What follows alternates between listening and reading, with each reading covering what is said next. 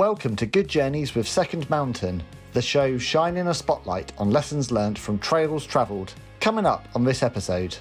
Compound Footwear, it's all about taking motorsport industry waste and actually re-engineering it into recycled, fashionable, sustainable footwear. So our whole business journey and ethos is about taking a waste stream that is being discarded at the moment and actually re-engineering it into something that adds more value back into the market and gives people a nice story behind products that they interact with. And for me, as a big sneakerhead and an F1 fan, I thought, what better sort of mix to create footwear actually out of the race tyres run by certain teams. And to me, that was a really fun story. And I fell in love with the business before it even launched, and that's such a huge thing for me to be a fan first, and then, you know, a sort of as you say, entrepreneur, which is a term I'm slowly getting used to.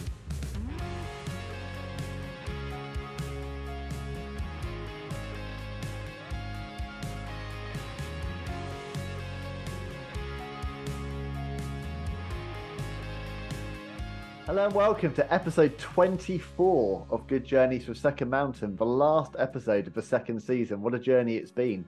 This show is all about sharing the tales of inspiring, purpose-driven people, and that's what I do for a living. I'm your host and the founder of Second Mountain Comms, Ben Veal. I set up my business back in 2020 to help good people do good, and I hugely appreciate you joining me and my very special guest on the show today. If you're new to the show, you can now discover over 20 honest and inspiring conversations by subscribing to Good Journeys with Second Mountain, wherever you get your podcasts. You can also watch all of our episodes on YouTube and join in the conversation using our hashtag GoodJourneysPod. Now, I'm so pleased to introduce my guest for today. He is an entrepreneur driven to make a positive change in the world through his business. My guest from Compound Footwear, it is Alex Witty. Alex, welcome to the show. How are you? I'm really well, thanks. Thanks, Ben, for having me on. This is a really fun opportunity. So thanks for having me on the show. You're so welcome. Now, usually I would kick off the show, Alex, with an introduction to my guest, where they've been, what they've done, what their journey's been so far. But I think Compound has such an interesting story to tell that you are the man to tell it. So over to you. What is Compound Footwear and why are we speaking today? Well, thank you. And yeah, I'm more than happy to give the sort of elevator pitch right off the bat. Yeah. Compound Footwear, it's all about taking motorsport industry waste and actually re-engineering it into recycled, fashionable, sustainable footwear.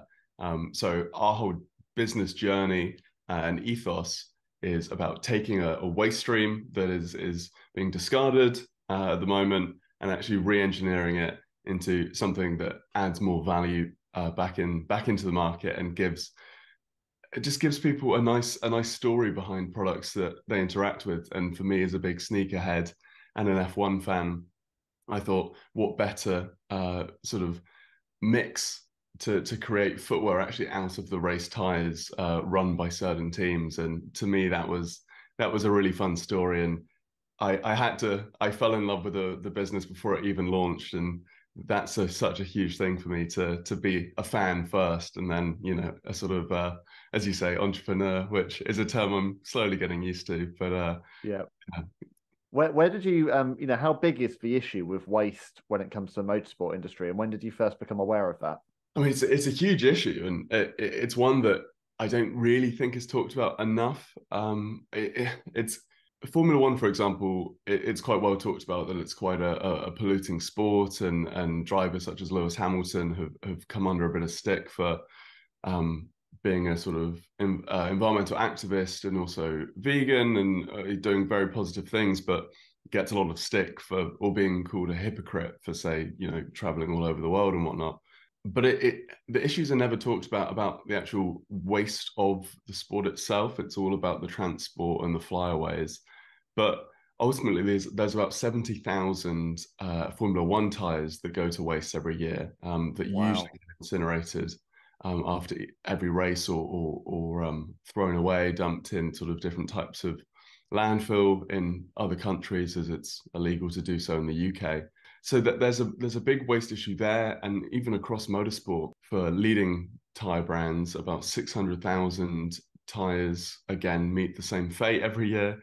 And then from a road tire issue, we're talking 1 billion tires go to waste. So there's a huge Wow. What a year. a year, yeah. So Wow. about 2 billion are manufactured, and then half of that, 1 billion, end up in, well, see the end of their lives. So there's a big issue there. And there's a big issue with the sneaker market being quite carbon intensive. And there's so many shoes being made, 22 billion, in fact, that, you got these two sort of behemoths of issues.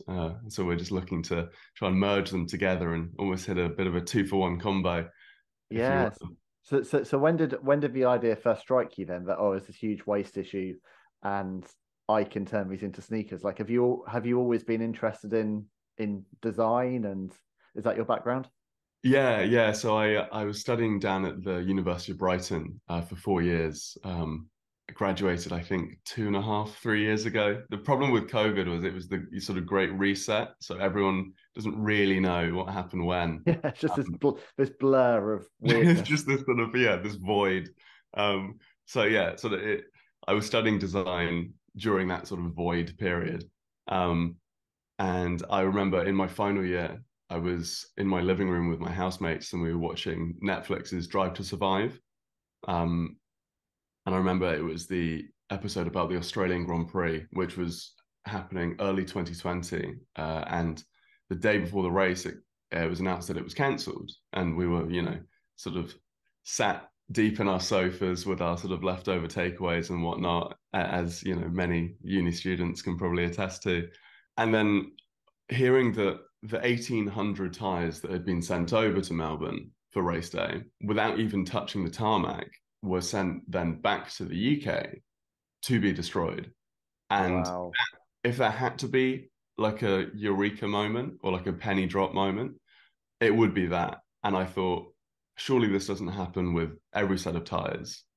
But turns out 9 times out of 10, it is. And there's actually a larger issue here. So yeah, that was sort of the moment. And I did a lot of like digging afterwards and trying to find out if this is, happens across different forms of motorsport and whatnot. And turns out it is, and there's a lot more waste going on. So that was the click for me. But yeah, it wasn't like a big think tank operation in some studio or lab. It was me deep in a sofa with a leftover chow mein on my lap. Love it. So humble beginnings. I think that should be how all creative endeavors begin, to be honest, Alex. I honestly that I have to give so much credit to my housemates in just that house and that environment. We're all product designers, all on the same course, all doing completely different things. Some looking to solve the water crisis by reusing urine, creating a distilling device to be able to reuse urine for drinking water. Another friend of mine was studying sort of virtual communities and if we should apply real world rules to virtual communities, and fascinating sort of ethical and moral dilemmas. And then there was me trying to make road tires turn into shoes. So it was a sort of mishmash of different mindsets and ideas, but it was so good for that creative process. Yeah, what an amazing kind of breeding ground for creativity. That sounds incredible. So have you always been creating and inventing things then? I think so. I think if you ask my parents, my mum always said I was always making life harder for myself with the projects I picked up. I always had a tendency to run with the idea that was either out of my educational scope, something I couldn't actually do or didn't have the qualifications for, or just creating things that on a sort of school or university budget were just completely unsustainable. So, I mean, one of my recent projects that I did prior to Compound was something called the Piezo project that I know we talked a little bit off camera about, which was all about generating electricity and energy from your own footsteps. So it was Yeah. an electrical, it was a technology inserted into an insole that when you stepped, it would generate what we call trickle charge up a battery in the sole of your shoe. So if ever you were sort of caught out and about without a charger, maybe missed the last train, you're stuck in the middle of town after a night out and you need to call a cab and you need that like 1 or 2% charge, you sort of plug your phone into the sole of your shoe and you've got that emergency charge. As in literally into the sole of your shoe. Like where does the phone go? I mean, the I first feel like prototype, this is the floor, isn't it? yeah, the first prototype we ever made, it was a very primitive, just USB port into the heel of the shoe, which I'd sort of carved out with a hot knife and stuck an extended like USB port receiver. And then there was a battery pack inside said shoe. And yeah, that was essentially the idea. Now, I thought this was a really good idea and solved a lot of issues. Apparently, it's something like 52% of people run out of phone charge every day. And there's this term called nomophobia, which is the phobia, the fear of not having your mobile phone, which is Really? brilliant. So I was really trying to tackle this issue. And then a friend of mine sent me a post on Instagram. I think it was this South Korean sort of tech company had done this April Fool's Day prank, and they posted this video on their main business account, and it was like the shoe. It was the self-charging walk shoe, and it was just, all the text saying like April Fools, look how stupid this idea is, and all the comments are like, can you imagine how stupid this would be? And I'm thereafter investing like a year and a half of my life into trying to make this a reality, sort of just like, the trying to keep the tears in. But this Oh is no. the design process. Yeah. You gotta miss a few shots before you land one. Thank you so much for being with us for this inspiring conversation today on the Good Journeys with Second Mountain podcast. We'll return to our guest interview very soon, but I want to just take a few seconds now to thank our partners on the show, Resilient Leaders Elements, and tell you all about the positive change they're making in the world. We live in uncertain times where the only constant is change. Resilience has never mattered more, and it's much more than just a buzzword to the team at RLE. Leadership is about resilience, and RLE are focused on making world-class leadership development available to all, training people worldwide to build the skill sets needed to become resilient leaders. RLE's highly respected Resilient Leaders Development Program is a bespoke development tool that's perfect for leaders of all levels, and you can sign up right now. So if you want to turbocharge your leadership growth and become more resilient both in the workplace and in your personal life, there's never been a better time to start your journey.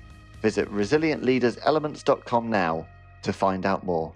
And presumably that has helped you. So now you've stumbled on an idea which legitimately has legs. So that's presumably helped you with the product design process for Compound. Yeah, absolutely. I mean, the things I learned from the Piezo projects, I actually worked on that during what would be my placement year at university. So I was sort of 20 going on 21, just learning how initially to like network and all of that really boring stuff. But then from a design point of view, like just learning ways to like even draw shoes, I sort of got that done early. So when I've come into the work with Compound, I've had already a bit of a foot in the door, just a tiny head start with how to sort of run a business in footwear in the West Country. I don't know if that the geographical location helps, but yeah, it's helped a lot, and also it's given me that confidence that I've sort of done it before, which is always nice to have that fallback. Well, I mean, does it make a difference where you're based? You're based on the outskirts of Bath. Like, does geography have any bearing on what you're trying to do? I think it does a bit. I mean, from a sort of business growth point of view, it's been really helpful with the sort of like business startup communities that have been available in the Southwest. So we've been able to meet some fascinating and wonderful people over the last few years who have wanted to see Compound grow, and have subsequently put us into like investor pools and programs to either get money in or new expertise, etc. So that's been incredibly helpful. But from a shoe manufacturing point of view, it's been difficult being in the West Country. There's not the infrastructure that used to be here, with like Clark's being in Street? Well, is it? yeah, Yeah, yeah. yeah, I think it was.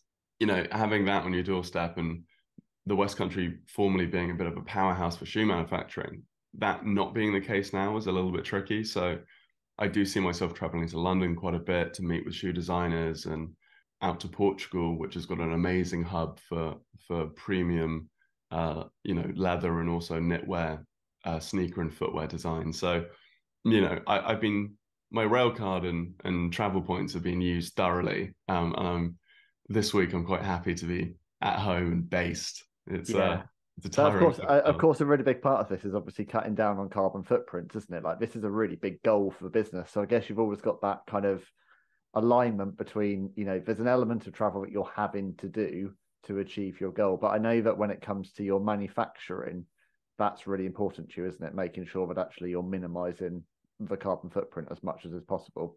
Yeah, absolutely. And it's a tricky thing to juggle. 'Cause obviously, if in an ideal standpoint, I could do everything from the comfort of my own home and not have to travel. But there are certain things that are beyond your control. So we've tried to make a shoe without visiting the factory before, and they are the worst shoes, the worst samples I've ever received. And it was a split decision. Be like, okay, this won't work. We have to go and instruct and see the process. And we've been a couple times now, and put it this way, we milk the value out of those trips, so we make our travel worth it. But I mean, the great thing with Portugal is it's so close, and it comes into the UK sustainable manufacturing band, being so close to the UK compared to say manufacturing in China or Vietnam or anywhere in that sort of region.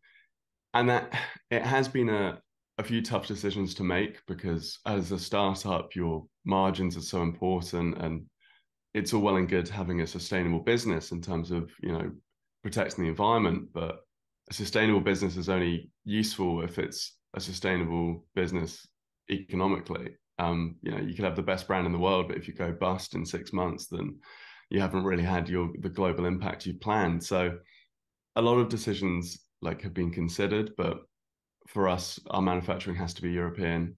And it's hard when you look at unit cost in say China at like £5 a shoe compared to like 60.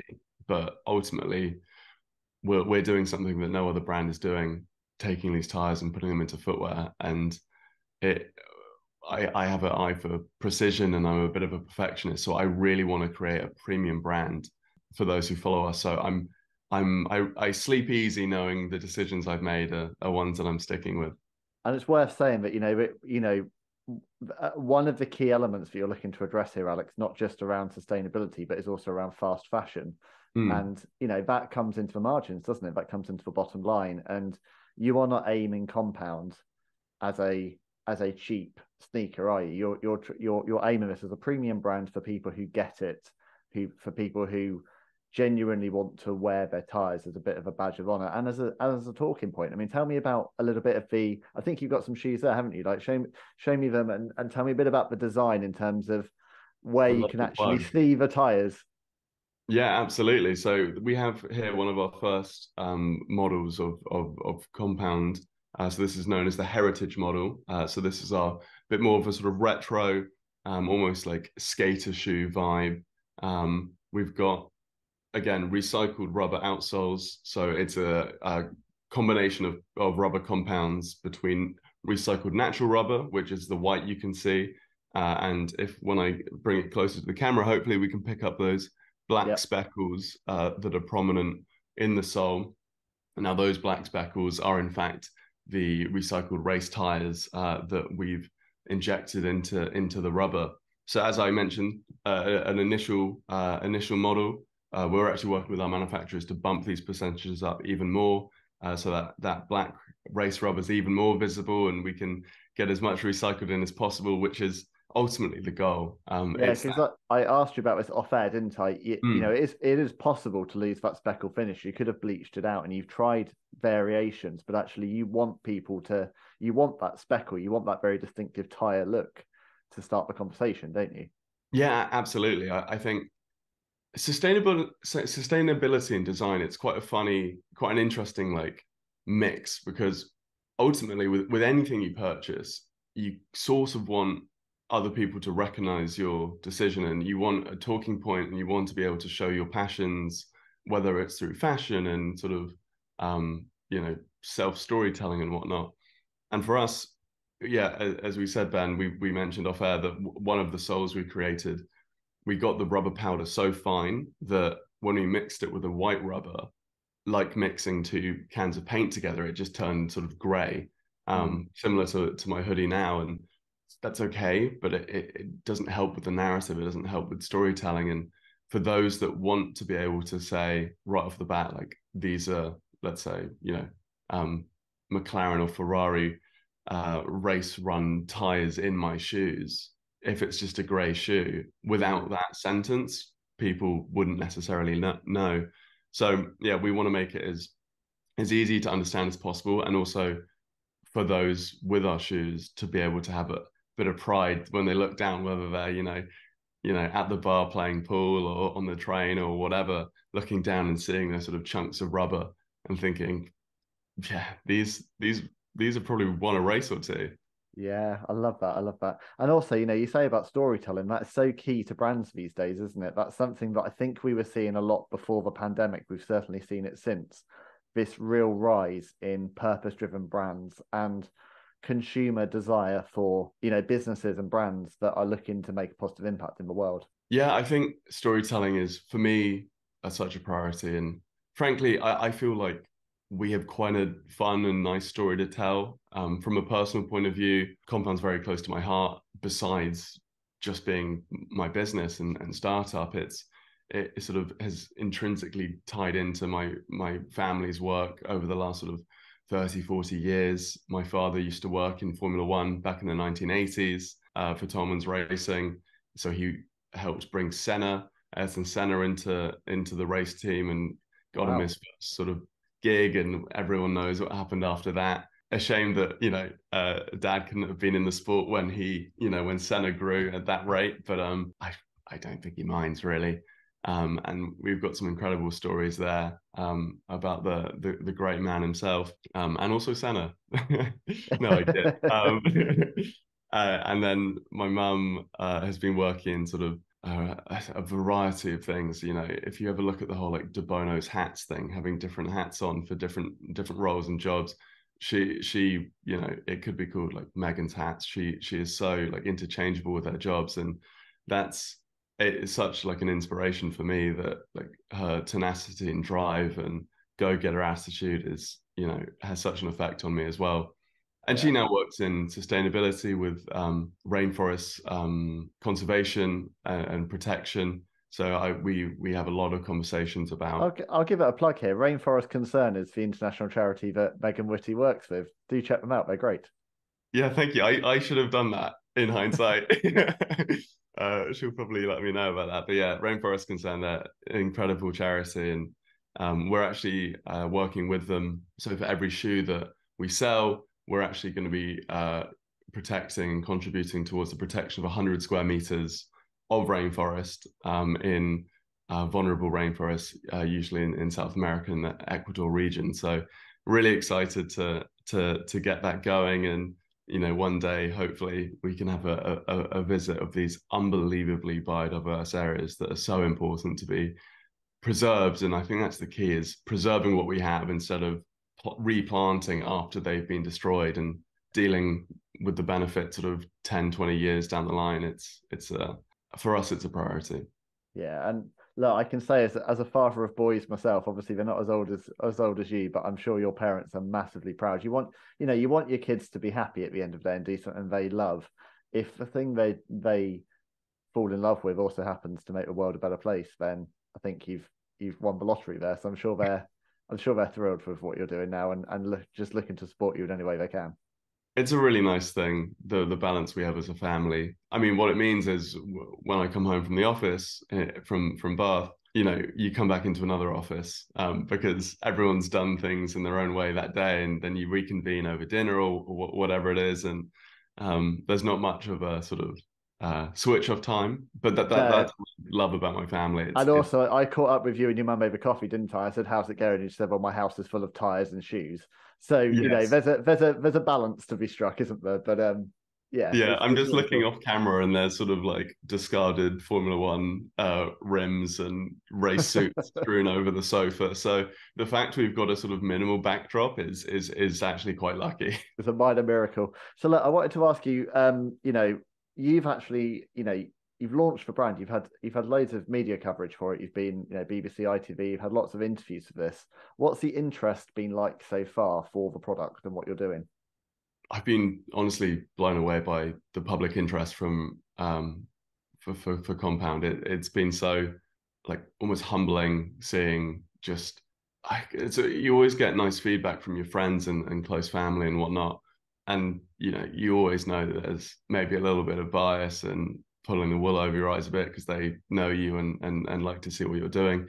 But from getting messages off the back of radio interviews on Instagram saying, how cool the idea is and that they've backed our Kickstarter campaign that's currently actually timestamping might be difficult, but our Kickstarter campaign is live from the 24th of October running until the 23rd of November. So we've had a lot of messages coming in and saying that they backed the campaign and really excited to receive their shoes and love the story and everything.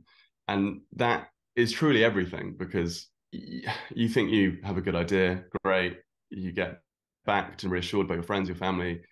Again, really nice, helps build your confidence. But when you start getting messages from people you've never met before and they have no idea who like you are, besides being the sort of CEO or boss, whatever you want to call it, of the startup, saying how cool it is and that they've put money in, that they've clearly worked so hard for and are happy to part ways with to support your brand, that to me is just unbelievable. And so that's the thing that fills me probably with the most pride. Yeah, I get that completely, because I launched Second Mountain in the middle of lockdown. So August 2020, it went live. Very much a bedroom business, had this idea. I thought it would be, circumstances allowed me to go out on my own. And I thought it would be amazing to just specialize in working with purpose-driven companies and charities. And I had this name for a business. I had an idea and I built a brand and I built a website, but I had no idea how it was going to be received. I remember my oldest boy pushed the button to press publish on a LinkedIn post, kind of announcing it to my network. And I was so terrified. I don't know what I was terrified of. I guess it's just imposter syndrome creeps in. And I just always remember that first day, August the 1st, 2020, just this flurry of comments, love the brand, love what you're trying to do, love everything about this. And it's just carried on from there. And there's something very special about it being your own thing. I've worked for companies and for brands that I've loved before, but it's a whole nother level, as I'm sure you're finding, Alex, when it's your idea, your name, your brand, and you are leading and steering the ship. It's also terrifying. There's nothing more terrifying than being a, quote unquote, small business owner, entrepreneur, whatever you want to call us, startup. But it's really, really exciting because the rewards go so far beyond money. And I would just encourage you, I'm 3 years into this now, just encourage you to just keep remembering why it is you set this up in the first place. As more opportunities come your way and you're pulled in a million and one directions, try to stay true to that original vision you had for Compound. Yeah, thank you. I remember, again, speaking off air about your journey and how it's grown and that pride and the terror that comes with it. It's a nice, I didn't know that you weren't the one to push the button. That's I can feel that fear. Actually, when we launched the Kickstarter, I was in some of the worst health I've been in recent years. I had like a double infected wisdom tooth and couldn't speak and was on painkillers and stuff. So I don't actually remember hitting the button, but I know it got pressed. I think we were a minute or two late. But yeah, the thing you mentioned about it being your own business is like everything is just like dialed up by 10. Like the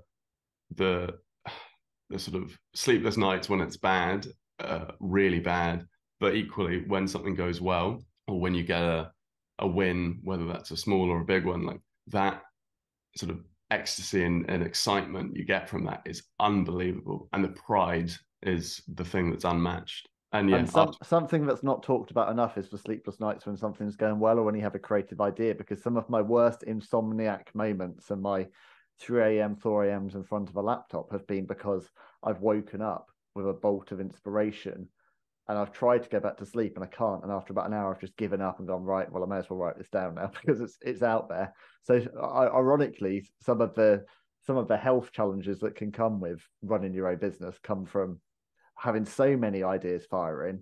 And that's the difference, I think, between being employed and self-employed is you are responsible for the growth of your company, good or bad.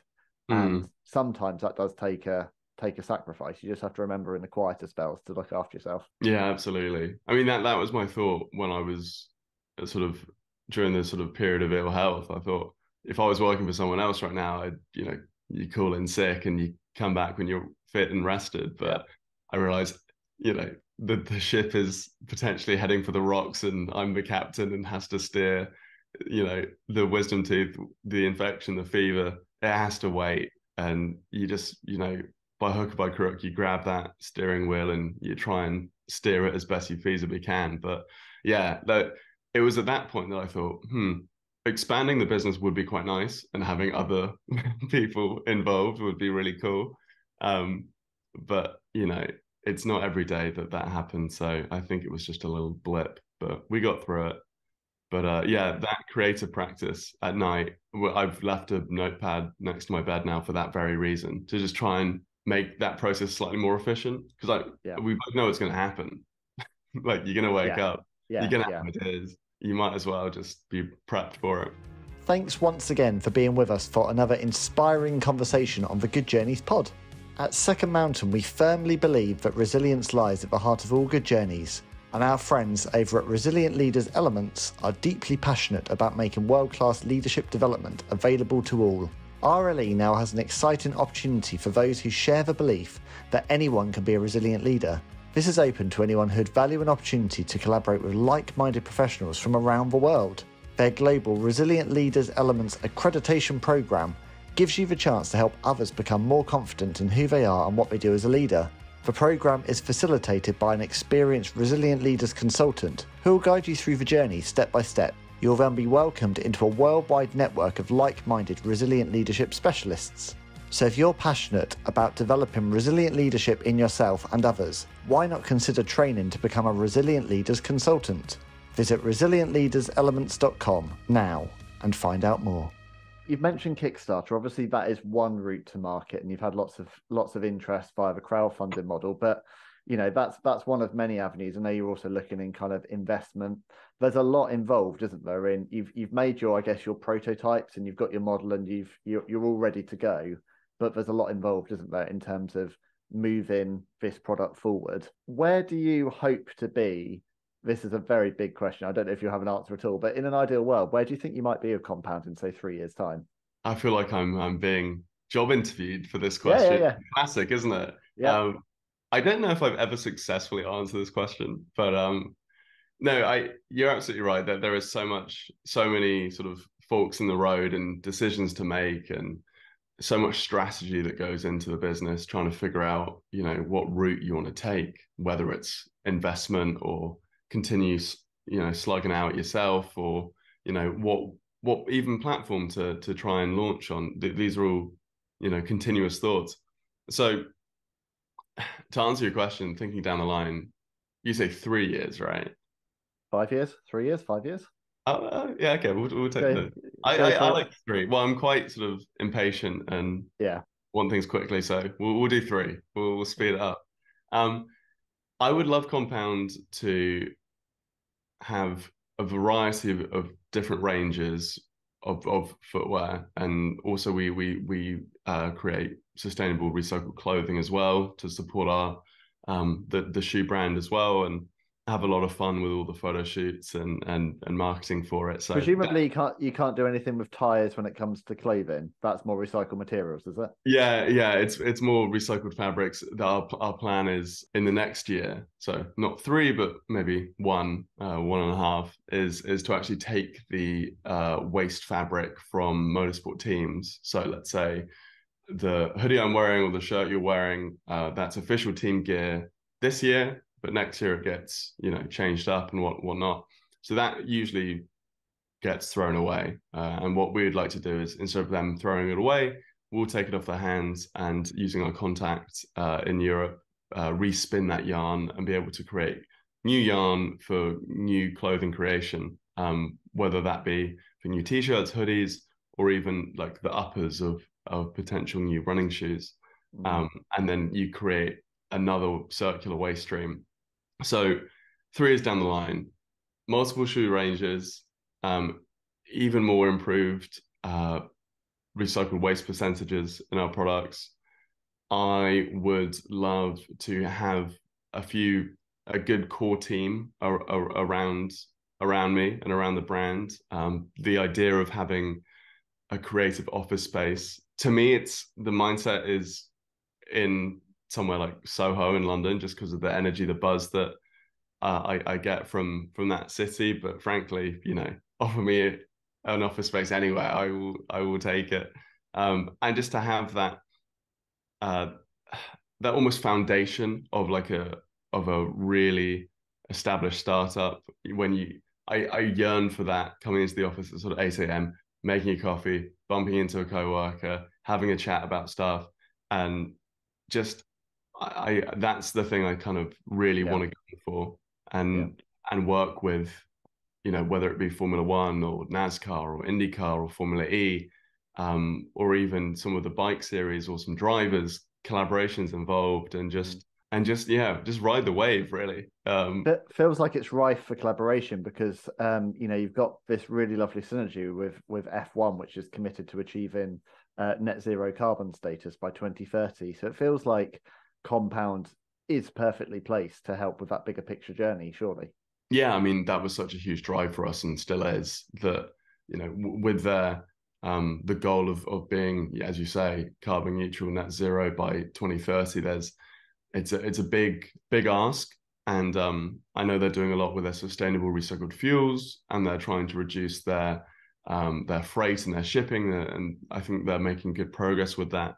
But I mean, their merchandise sales have gone up 1,000% in the last couple of years, and everything's just on the rise. The viewership's increased. It's the fastest growing sport on social media. It's attracting 1.5 billion eyes every year to the races. It's just growing, and when anything grows, you usually create more. And in this case, with the merchandise sales, there's a lot of physical creation being done now. And what we want to do is, we're not saying at Compound we can fix the whole crisis of waste tires, but we're certainly going to contribute towards a solution. And if we can fix the problem that we're educated in, i.e. footwear and tires, and if we can try and tick off an issue with, okay, now every shoe you sell is made from recycled material, and not only that, it's actually recyclable. So even after you've, run your marathon in it, or spilt rosé on it on your dad's birthday, whatever, we can take it back, and actually recycle it into new footwear. So, leave it to us. We'll handle the shoes. Give us the tires. That's what we love to do, and that's what we're going to do for as long as I can, as long as I can draw. Yeah, well, watch this space. I'm so excited to see where you go. I mean, I always love the energy that comes with meeting and speaking with other creative entrepreneurs, and it's clear from speaking to you that you've not only got a great idea for product development and sustainability, but also for marketing and getting your product out there. For anyone that's listening today, and I'm sure there'll be many who maybe have had an idea, but inspiration has struck, but they don't know where to take that first step. Have you got any advice in terms of where to begin to bring an idea to market? Yeah, I mean, you can really start an idea with nothing. Whether it just be, if your idea is physical, sketching it down on paper, and then even trying to make it out of cardboard or any waste material. I mean, my course I studied in Brighton was product design. Our course leader was just teaching us all the time, just whatever you have in here in your brain, just try and get it down either onto paper and then physical as quickly as possible. And as soon as you see it physically, whether it's I mean, I made a shoe out of cardboard and it was like a foam filler spray that you put, like insulation spray, to try and make the foam outsole. And I taped it onto my foot and walked to the shop, and that was my first ever prototype.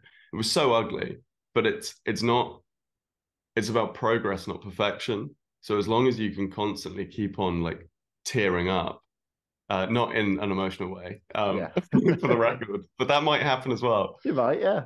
Yeah, you might. There are tears along the way. It's an emotional process. But the point is, it's actually quite easy to start as long as you separate your own sort of pride and ego and just get things on paper, and you'd be surprised with how many people are willing to help you. That's the thing that's blown me away is I've had to pinch myself when, people have actually just offered to help for no real reason, just because they like the fact that I'm trying to do something myself, or just like the idea. People want to help you and they will support you and they will respect the fact you're putting yourself out there and you're trying. So I would say try, get it in paper or physical, and slowly but surely keep chipping away at that project, and it will get better. It will look nicer. It will look more real.